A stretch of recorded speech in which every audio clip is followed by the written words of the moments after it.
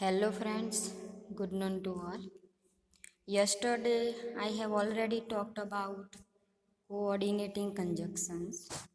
Today we learn subordinate conjunctions.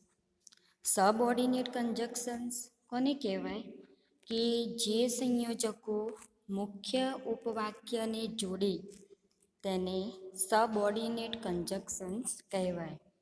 Introduces a subordinate clause and joins it to a main clause. તો subordinate ક્લોઝનો પરિચય આપતા હોય અને મુખ્ય વાક્યને જોડતા હોય તેને સબઓર્ડિનેટ ક્લોઝ કહેવાય, સબઓર્ડિનેટ કન્જક્શન્સ કહેવાય. હવે મિત્રો જુઓ, એની નીચે મેં ઇક્વેશન આપેલું છે સબઓર્ડિનેટ કન્જક્શન્સને શોધવા માટેનું.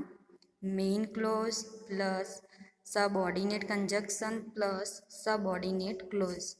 Four example, I had to wash up even though it was not my turn. First સેન્ટેન્સમાં જુઓ, આઈ હેડ ટુ વોશઅપ એ અહીંયા મેઇન ક્લોઝ બનશે. એની નેક્સ્ટમાં ઇવન ધો જે સબઓર્ડિનેટ કન્જક્શન રહેશે અને એનું બીજું જે વાક્ય લખ્યું એ જુઓ, it was not my turn, તે અહીંયા સબઓર્ડિનેટ ક્લોઝ બનશે. નાઉ સેકન્ડ વન જોઈએ, I was late for school because my bike had a flat tyre. હું સ્કૂલમાં મોડો પહોંચ્યો હતો. I was late for school, મારે સ્કૂલમાં મોડું થઈ ગયું હતું કારણ કે my bike had a flat tyre, મારા બાઇકનું ટાયર સમતલ હતું. ઓકે, તો જુઓ અહીંયા I was late for school એ અહીંયા સબઓર્ડિનેટનો મેઇન ક્લોઝ બનશે, મેઇન વાક્ય બનશે અહીંયા. બીકોઝ સબઓર્ડિનેટ કન્જક્શન અને એના બાજુમાં જે વાક્ય રહ્યું એ my bike had a flat tyre એ અહીંયા સબઓર્ડિનેટ ક્લોઝ બનશે. સબઓર્ડિનેટી કન્જક્શન્સમાં જઈએ તો આટલા સંયોજકોનો ઉપયોગ આપણે સેન્ટેન્સમાં જુદી જુદી રીતે કરી શકીએ. Because, as, so that, as soon as, until, before, after, whenever, unless, so, whereas, though, while, unless, how, where, while, since, if, once, in order to, even if. Now we see subordinating conjunctions examples. Because, since, as. તો મિત્રો આ ત્રણ શબ્દનો ગુજરાતી અર્થ શું થાય? કારણ કે. To show the cause or reason. વાક્યમાં તમારે કારણ બતાવવાનું હોય ત્યારે આ સંયોજકનો ઉપયોગ થાય. I was extremely happy that day because I passed my exam with flying colours. Second one, since tomorrow is a holiday the students are happy now. તો જો અહીંયા I was extremely happy that day એ અહીંયા સબઓર્ડિનેટનો main close બનશે. વાક્યમાં મુખ્ય ઉપવાક્ય શરૂઆતનું વાક્ય જે હશે એ તમારો મેઇન ક્લોઝ રહેશે. એના બાજુમાં જે શબ્દ મુકાયો બીકોઝ એ અહીંયા સબઓર્ડિનેટ કન્જક્શન બનશે અને એના બાજુમાં જે વાક્ય લખાયું I passed my exam with flying colours એ અહીંયા સબઓર્ડિનેટ ક્લોઝ રહેશે.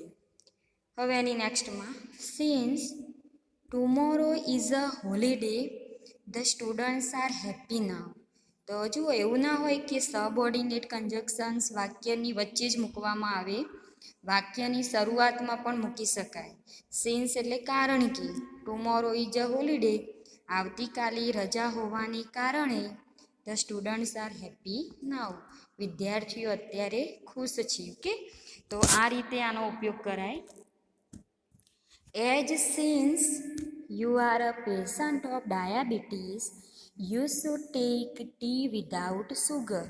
અહીંયા પણ કારણ બતાવ્યું છે. જુઓ, you are a patient of diabetes, ડાયાબિટીસના દર્દી હોવાને કારણે એજ અને સિન્સ બંનેનો ઉપયોગ કરી શકાય.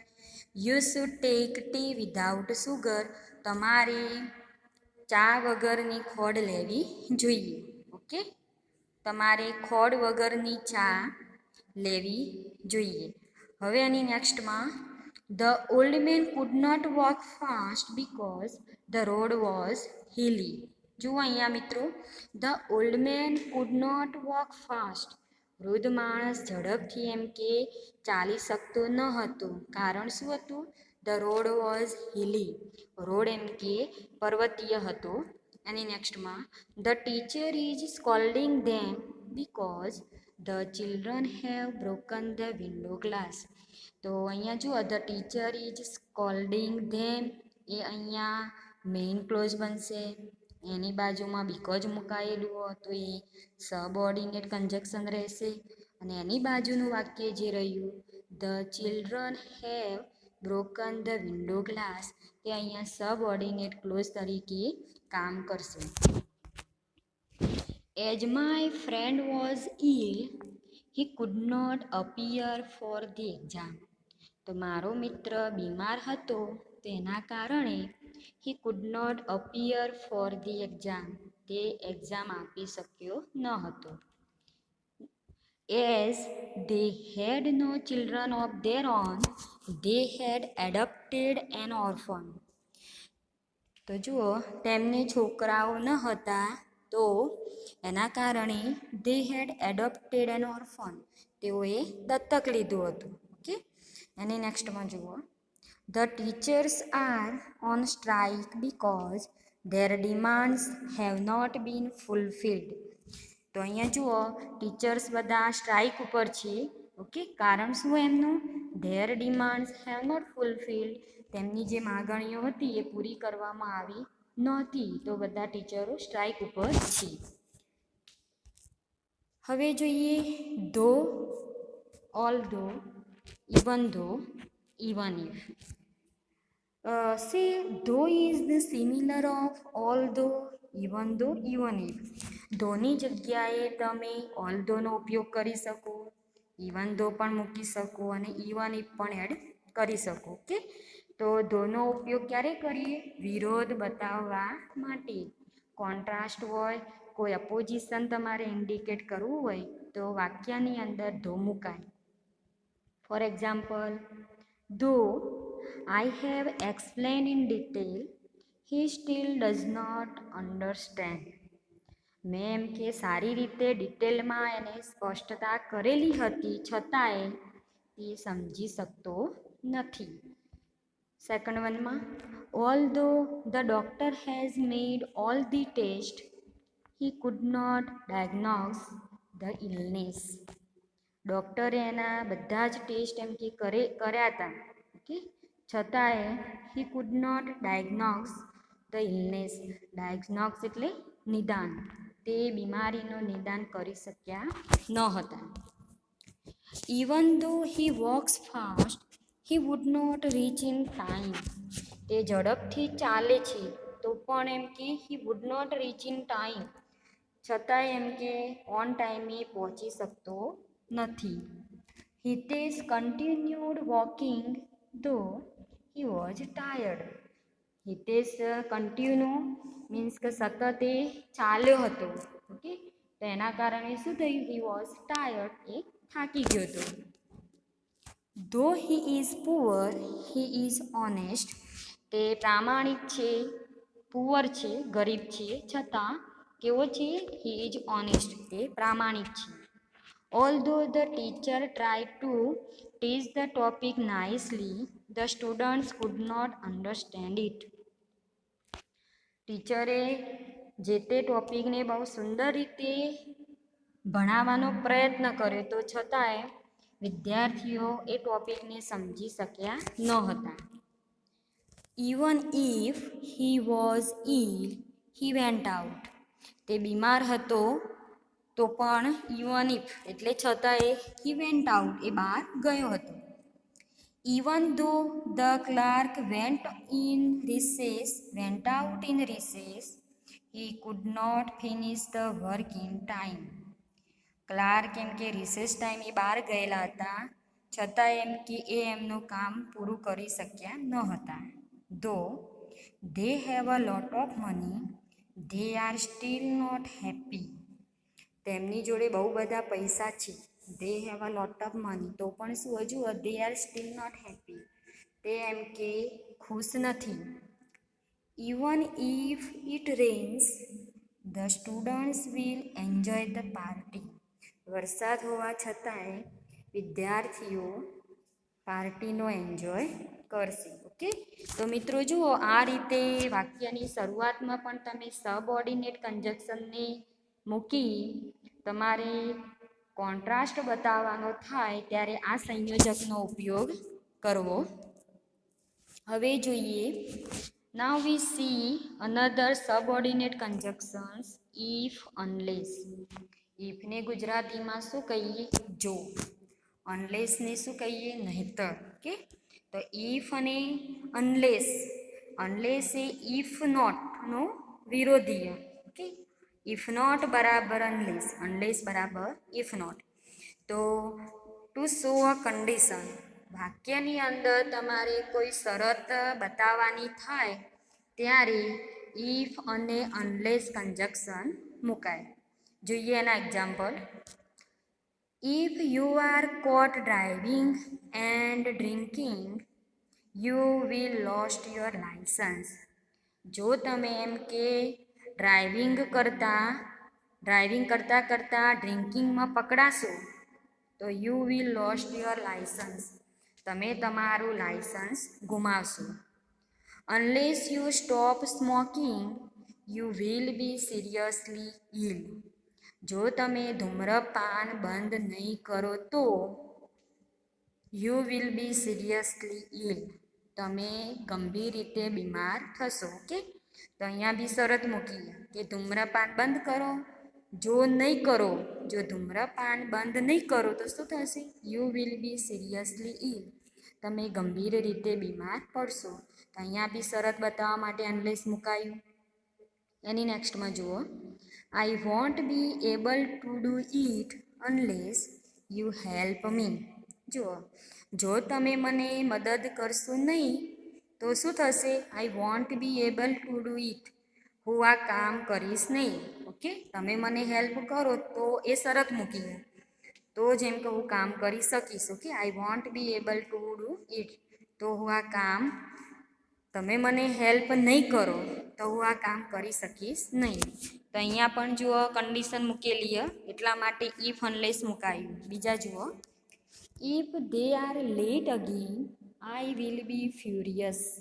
મિત્રો, ફ્યુરિયસનો ગુજરાતી અર્થ શું થાય? ગુસ્સે થવું, એંગ્રી.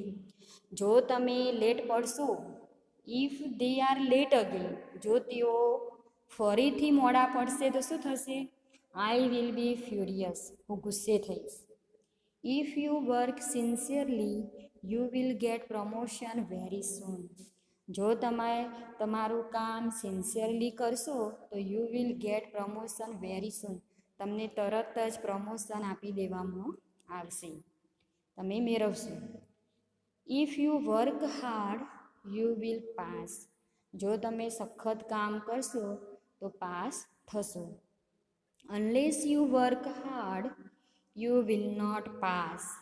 જો તમે સખત કામ કરશો નહીં તો, સખત કામ નહીં કરો તો શું થશે? You will not pass. તમે પાસ થશો નહીં. એનો મતલબ કયો? બીજી રીતે તમારે બોલવું હોય વાક્યની તો આ રીતે પણ બોલી શકાય મિત્રો. Unless you work hard you will fail. Okay, I will attend the party if he invites me. જો એ મને આમંત્રણ આપશે તો I will attend the party. હું પાર્ટીને અટેન્ડ કરીશ. ઓકે, અને નેક્સ્ટમાં, you will not be allowed unless you pay your fees. જો તમે તમારી ફીસ ભરશો નહીં તો શું થશે? You will not be allowed. તમને અલાઉ કરવામાં આવશે નહીં. અને નેક્સ્ટમાં, if she follow punctuality she will be rewarded. જો એ પંક્ચ્યુઆલિટીને ફોલો કરશે અને અનુસરશે તો શું થશે? She will be rewarded. તેણીને રિવોર્ડ આપવામાં આવશે અને એ પ્રમાણે બદલો, સારી રીતે એને રિવોર્ડેડ કરવામાં આવશે. હવે now we see before after conjunctions. Before ક્યારે વપરાય કે તમારે કોઈ ક્રિયા પહેલાં બતાવવાની થાય, ઓકે, કોઈ તમારે જગ્યાનું નિદર્શન કરવું હોય ને એને પહેલાં બતાવવું હોય તો એના માટે બિફોર વપરાય. આફ્ટર એટલે પછી, કોઈ તમારે ટાઈમ પછીનો બતાવવો હોય, ઓકે, તો એના માટે આફ્ટર મુકાય. Wash your hands before you take your meal. ભોજન કરતાં પહેલાં તમારા હાથ ધોવો, okay. Second one, you can play after you finish your homework. તમારું કામ પૂરું થાય એના પછી એમ કે તમે રમવા જઈ શકો, ઓકે. તો અહીંયા આ રીતે બિફોર અને આફ્ટર, કોઈ ક્રિયા પહેલાં બતાવી હોય તો બિફોર મુકાય, પછી કોઈ ક્રિયા બતાવવાની થાય તો તમારે આફ્ટર મૂકવું. હવે જોઈએ વેન. વેનનો મિનિંગ શું થાય? જ્યારે. To indicate time. આ સંયોજક પણ સમય માટે વપરાય. Birds fly from the nest when the sun rises in the east. તો જુઓ અહીંયા ટાઈમ બતાવ્યો કે જ્યારે સૂર્ય એમ કે પૂર્વમાં ઉગે છે ત્યારે birds fly from the nest. પક્ષીઓ એમ કે એમના નેસ્ટમાંથી ઉડી જાય છે. તો જુઓ અહીંયા વેન જુઓ એ અહીંયા ટાઈમ માટે વપરાયેલો, મોર્નિંગ ટાઈમ બતાવ્યો, કે. સેકન્ડ વન જુઓ, when I went to Vandan's house he was reading a book. જ્યારે એમ કે હું વંદનના ઘેર ગયો હતો ત્યારે he was reading a book, તે એની બુક વાંચી રહ્યો હતો, કે. મિત્રો એક વસ્તુ બી ધ્યાન રાખજો કે જો પહેલા સેન્ટેન્સની અંદર સિમ્પલ પાસ્ટ મુકાયો હોય તો બીજું વાક્ય તમારું પાસ્ટ કન્ટિન્યુઅસમાં રહેશે. આ ગ્રામરનો નિયમ છે. જુઓ પહેલા વાક્યમાં પાસ્ટ ટેન્સ વપરાયો હોય તો એના બીજો જે ક્લોઝ રહ્યો એમાં પાસ્ટ કન્ટિન્યુઅસ રહેશે, ઓકે. હવે વેનથી વાક્યની શરૂઆત થતી હશે તો સિમ્પલ પાસ્ટ હશે, અને વાઇલથી વાક્યની શરૂઆત થતી હશે તો પાસ્ટ કન્ટિન્યુઅસ રહેશે. Now we see while. વાઇલનો મિનિંગ બી જ્યારે થાય, જ્યારે ત્યારે, ઓકે. તો to indicate past continuous time.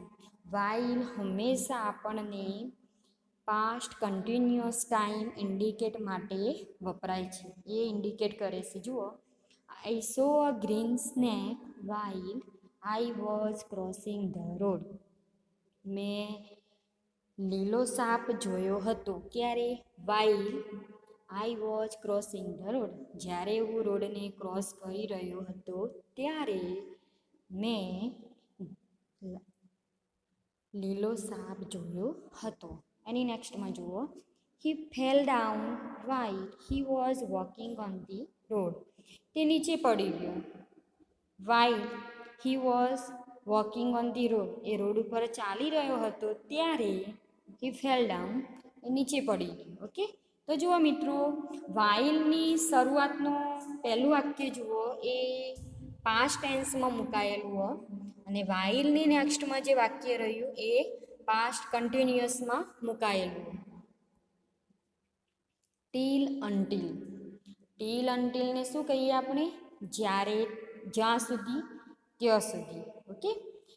તો વેઇટ ટીલ આઈ કમ. હું આવું ત્યાં સુધી તમે રાહ જુઓ. Don't go, do not go until I finished my work. હું મારું કામ પૂરું ના કરી દઉં ત્યાં સુધી તમે જશો નહીં. Don't go until I tell you. હું તમને કહું ના ત્યાં સુધી તમે જશો નહીં. તો અહીંયા આ રીતે ટીલ અન્ટિલ સમય માટે વપરાય, ઓકે. હવે જોઈએ કોરિલેટિવ કન્જક્શન્સ. જુઓ મિત્રો, અગાઉ આપણે સબઓર્ડિનેટિંગ કન્જક્શન જોઈ ગયા. હવે કન્જક્શન્સનો ત્રીજો પ્રકાર કોરિલેટિવ કન્જક્શન છે. કોરિલેટિવ કન્જક્શન્સ કોને કહેવાય? કે જે બહુ બધા શબ્દોને કનેક્ટ કરે, ઓકે, એકબીજાને જોઈન કરે અને એની લેન્થ પણ વધારે હોય.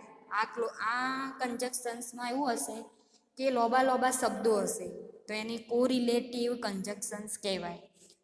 Two connect balanced clauses, phrases or words, કે ક્લોઝિસ, ફ્રેઝિસ અને વર્ડ્સ શબ્દોને જોડવા માટે જે કન્જક્શન મુકાય એને કોરિલેટિવ કન્જક્શન્સ કહેવાય.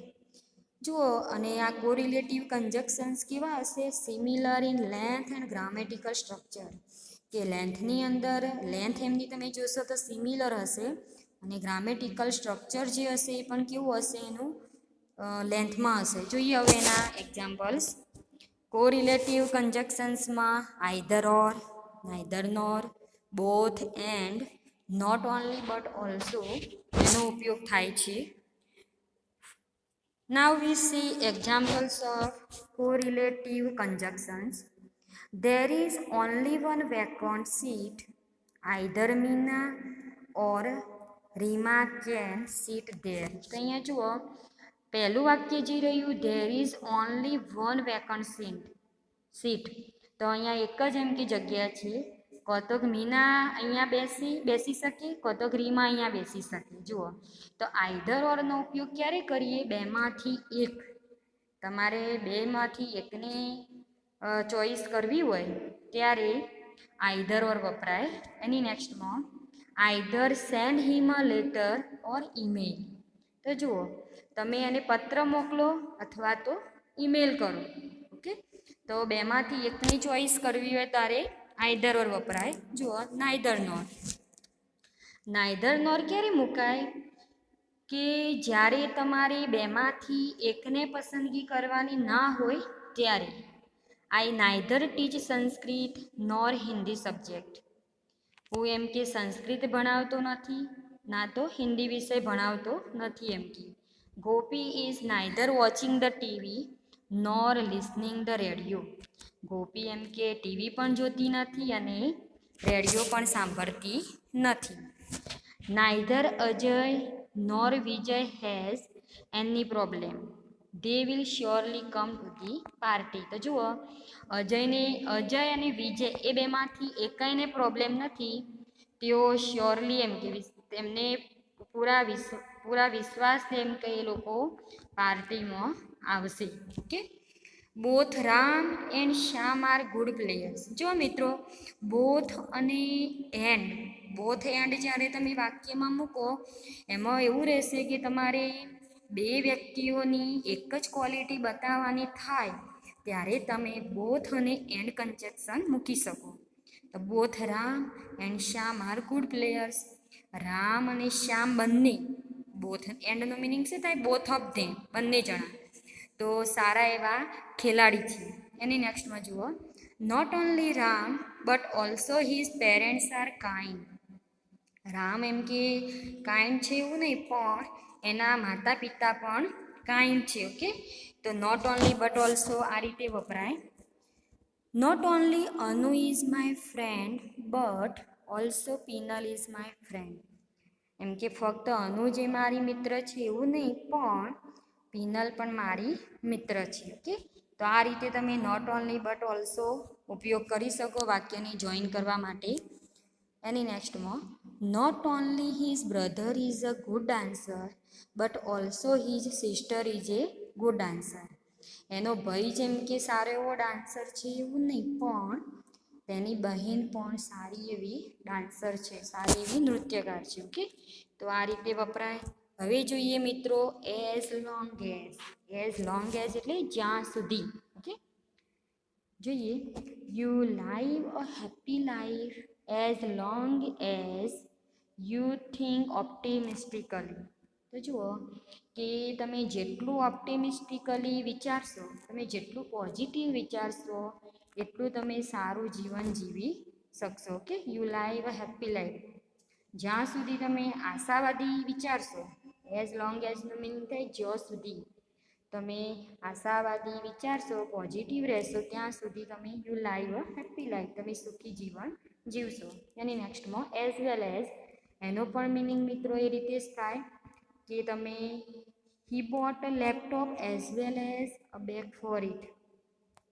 તેને લેપટોપ પણ ખરીદ્યું હતું અને જોડે જોડે એઝ વેલ એઝ એટલે સાથે સાથે બેગ પણ એને ખરીદી હતી. ઓકે, હવે નેક્સ્ટમાં એઝ સૂન એજ જુઓ મિત્રો, એ બી એક સબઓર્ડિનેટ ક્લોઝ અને અહીંયા કોરિલેટિવ કન્જક્શનમાં પણ એનો ઉપયોગ થાય છે. જુઓ, as soon as it rains children start enjoying.